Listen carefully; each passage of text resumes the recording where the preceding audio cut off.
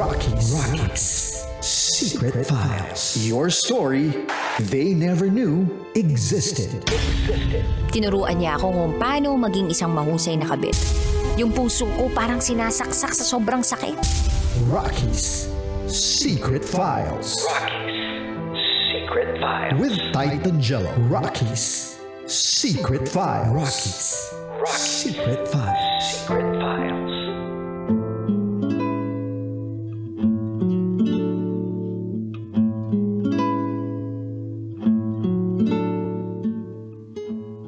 Good evening Luzon, Visayas, Mindanao, Metro at Mega Manila.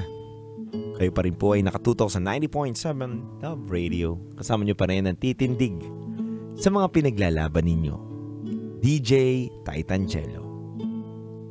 Mga kabisyo, ngayong gabi na to, napakinggan nga po natin ang kwento ni Denise. Si Denise na nakakilala ng isang lalaki na sumira sa kanyang pamilya. Hindi lang pamilya ang nasira, kundi pati ang kanyang sarili. Hindi na siya natuto o hindi niya nalaman kung ano ba ang tama, kung ano ba ang tamang dapat maging desisyon sa kanyang pinagdadaanan. Kabisyo, humingi po ako sa inyo ng mga komento, thoughts, comments, violent reaction na pwede makatulong kay Denise upang mabuksan ang kanyang kaisipan at ang kanyang puso upang magdesisyon ng tama sa kanyang buhay. Basahin na muna po natin ang komento ni Gab. Sabi ni Gab, pausing, ang masasabi ko po is ito pong kwento ay ang definition ng karma. Ang ganda ng daloy ng buhay ni Sender. May magandang negosyo at kumpletong pamilya. And nasira lang dahil sa bugso ng damdamin para sa ibang lalaki. Okay na sana, pinatawad na siya ng asawa niya.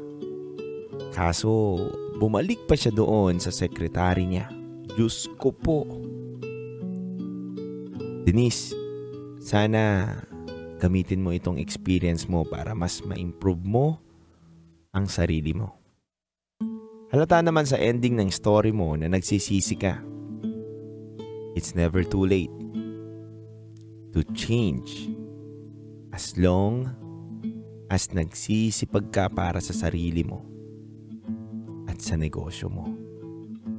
God bless sa'yo, sa negosyo mo at sa mga anak mo. Muli, si Gab Pausing, nakasama po natin ngayon dito live na live sa 90.7 Love Radio Studio at siya po mismo ay dumalaw sa atin. Basahin pa natin ang mga ibang komento. Sabi naman dito ni James, hi DJ Rocky, DJ Jello.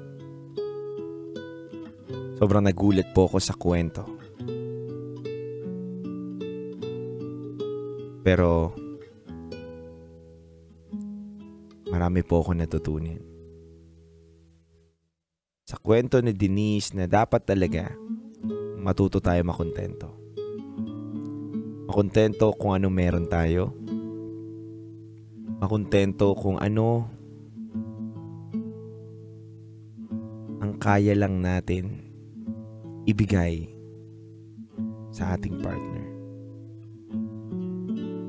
Yun lamang po DJ Jello at maraming salamat po. Anyway mga kabisyo, marami pa po nagpadala ng kanilang komento pero kulang na po tayo sa oras. Pero para sa akin kabisyo, unang-una, sinabi ko to bago tayo mag-Rocky Secret Files. Ang pagkakamali natin sa buhay ay susi natin sa pagkatuto. Pero hindi natin ito magagamit, yung susi na ito, kung hindi natin pagsisisihan yung bagay o yung pagkakamali natin sa buhay. Kailangan kapag nagkamali tayo, kabisyo, ay talagang pinagsisisihan natin. Pinagsisikapan natin na ayusin at ituwid ang mga pagkakamali natin. Ang isang pagkakamali ay hindi maitutuwid pa ng isa pang pagkakamali. Kaya kung tayo ay nagkakamali sa mga desisyon natin, piliin na natin na gumawa ng tama. Sa oras na ma-realize mo na mali pala yung mga ginagawa mo. Mahirap piliin ang tama. Mahirap magpakabuti.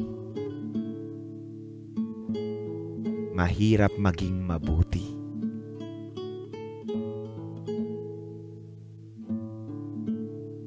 Mga kabisyo, napakasimple lang. Matuto tayo makontento. Kung sino yung taong nakasama mo sa hirap at ginhawa, siya pa rin ang dapat mong samahan kahit mawala na sa bokabularyo ninyo ang hirap at puro na lang kayo ginhawa. Kasi kabisyo, hindi madali na makatagpo ng isang tao na handa kang samahan sa pinakamahirap mong sitwasyon. Tapos yung natikman nyo na yung ginhawa, dun kayo bibitaw sa isa't isa.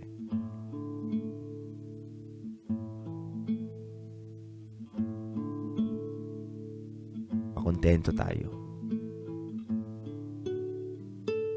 Madalas kasing nangyayari sa buhay natin, kapag naabot na natin yung mga pinapangarap natin, nahahawakan na natin yung mga hindi dati natin nahahawakan, o nabibili na natin yung mga dati natin hindi nabibili, mas lalo pa tayo nagiging greedy, na mas mag-abot pa, na mas higit pa doon sa mga naaabot mo.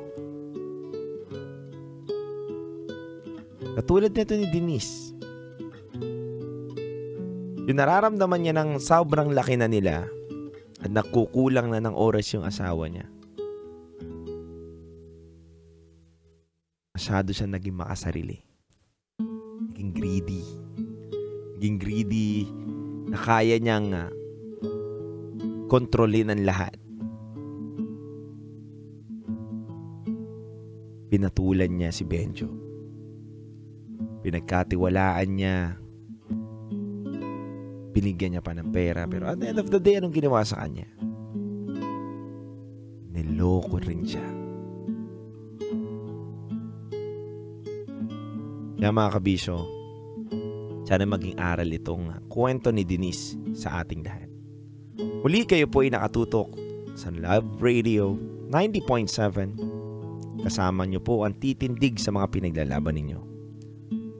Kung meron po kayo mga gustong ipadala na kwento, maaari po kayo magpadala kay djrocketera@gmail.com. At susunod na po ang ating announcement sa Love Knows No Boundaries. Mga kabisyo, mamimigay po ako ng 1,500 pesos sa aking pagbabalik. Dito lang yan sa 90.7 Love Radio. Kailangan ba bang i-memorize yan?